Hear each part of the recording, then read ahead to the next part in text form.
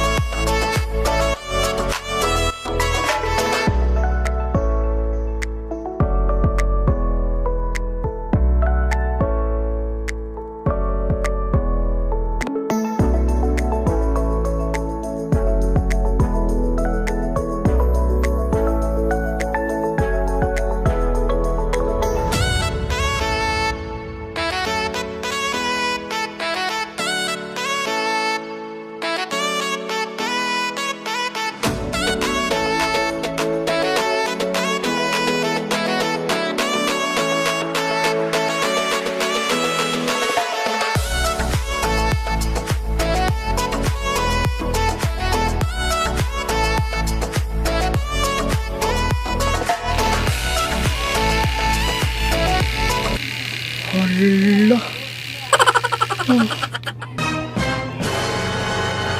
Huh? Napahak mo ko eh. Hala. Hala ma. I know guys that it's been a while since my last upload and I'm very sorry because I got fed up with work. Lots of tasks last week. As all you know that Cebu City is reverted to ECQ or the Enhanced Community Quarantine. It's a stricter version of the quarantine period. And because of that, a lot of the companies here in Cebu have adjusted on the existing protocols. So we move backwards. So backward lahat ng mga protocols at mga guidelines na ginawa namin because our work is totally dependent with the local government. So ganun. So medyo nahihirapan kami kasi lahat talaga ng industriya, especially here in Cebu City, are paralyzed because of what's happening, and it's so alarming and it's so overwhelming, guys. Every day you see the news. Lots of people were dead. Lots of people were infected. If you could see in the news, our president have sent a lot of armed forces and even military doctors and nurses were sent here in Cebu to help us out with the existing condition of COVID-19 here in the city. Nakakahiya mang sabihin na nag-lack talaga ng initiative yung government namin, at saka it also contributed on the lack of discipline among Cebuanos. And you know guys, one of the reason aside from work, I've been working on this new project here in our house, which I'm gonna show you today. So the BBC, that's the reason why I have this, and I also have this. Hindi yan tattoo. So I've been working on something here at home. So ipapasilip ko sa inyo yan mamaya. And also guys, thank you so much sa lahat na nagtintay for the new upload. Thank you so much. Yung nagbe-message sa amin, thank you so much. I really do appreciate that. Lahat ng mga comments niyo, thank you so much guys. Also, one factor why I took a break, it's because I got overwhelmed in the social media. Name it, Facebook, in the news, in Instagram, in YouTube. There are some videos na masiselan na, and it reached to the point that I got overwhelmed with this bad news. Maraming namamatay, maraming nakakasakit. And what really penetrates me, kadalasan yung mga na-infect or yung mga namamatay ay mga kakilala ko rin sa industry. Just so hurting na nawala sila at this time of the pandemic. Kaya I took a break. I shut down my Facebook. Hindi na rin ako nagbabasa ng mga news. Hindi na rin ako nanonood. I also indulge myself in guided meditations and even relaxation applications that is available in Google Play and even in App Store. Might as well check that out. I've been using Headspace that helped me calm. You will have a scheduled guided meditations every day. So there's a lot of guided meditation applications in the internet, but you just have to find for something that best works for you, because there are some applications that are so demanding, who will keep you notified every minute, every hour, and that's causing you stress, and we don't like that to happen. So you need to choose which application na hiyang sa inyo. I'm not saying that I'm depressed. It's just that I'm kind of devastated lang with what's happening, with what our government have been doing. I must say that they did their best.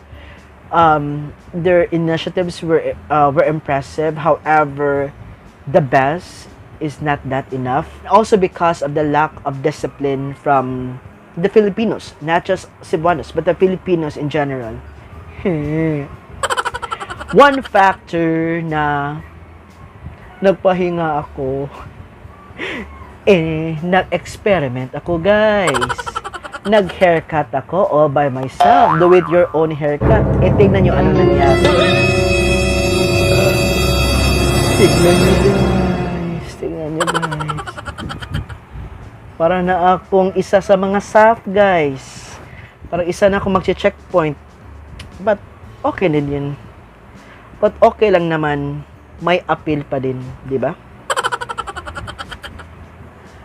Okay lang ba yun, guys?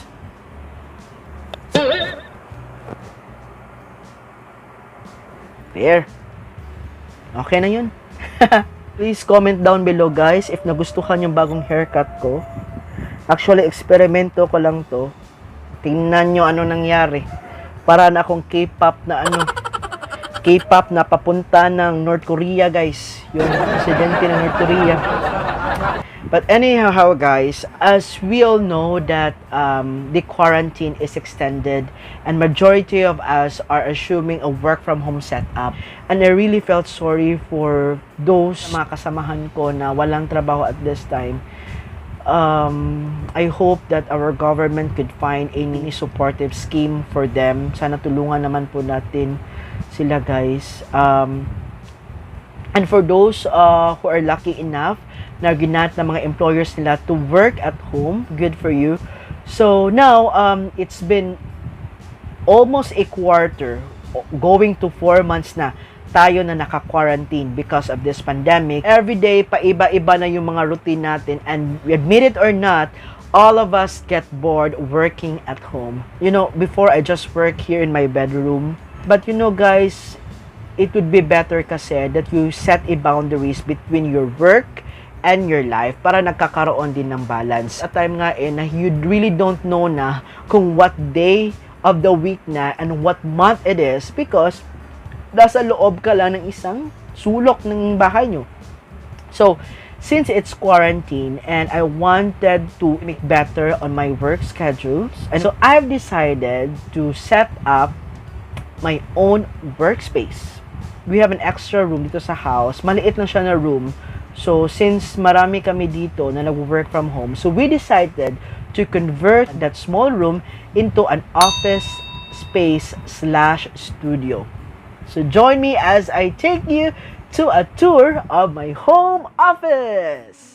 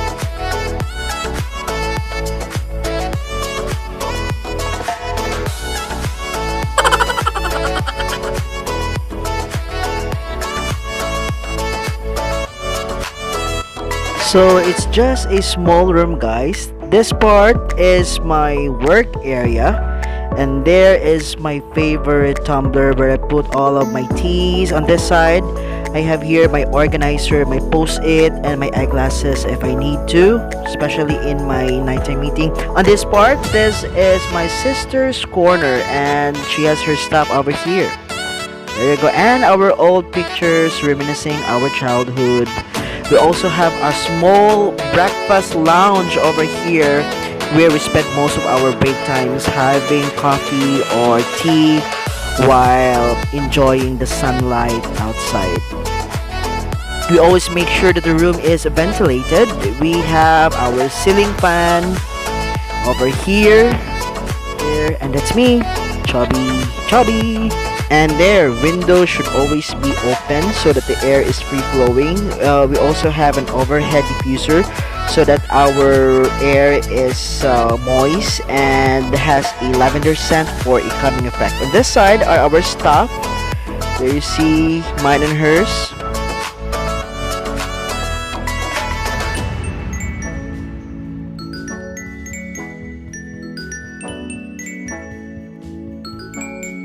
So we opted to paint the home office color white to make it more wide and para maaliwalas, kasi this is where all the bustle of work, all the war is happening here.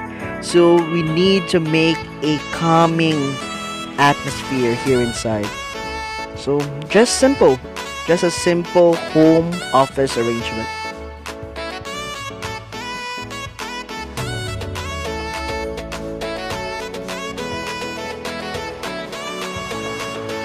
And also guys, thank you so much sa lahat ng bumili ng Archer C, Vitamin C.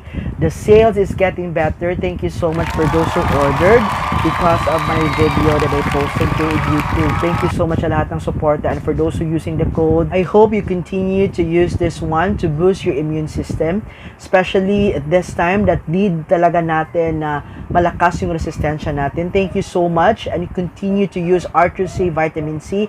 And for those na hindi pa naka-order, I'll be posting their Facebook account on this side and also in the link in the description box below. So what are you waiting for? Order na kayo, guys. Thank you so much guys for joining me today. If you like this video, please don't forget to leave me a thumbs up, and if you haven't already, please don't forget to click that subscribe and hit that bell button so you get notified on my next video. Thank you so much at tanan nyo mga suporta o kinaot mag-uban-uban gapang ta sa next na ko nga vlog here in my channel. This has been Jetison. I hope all of you are safe and healthy in this quarantine. See you on my next vlog!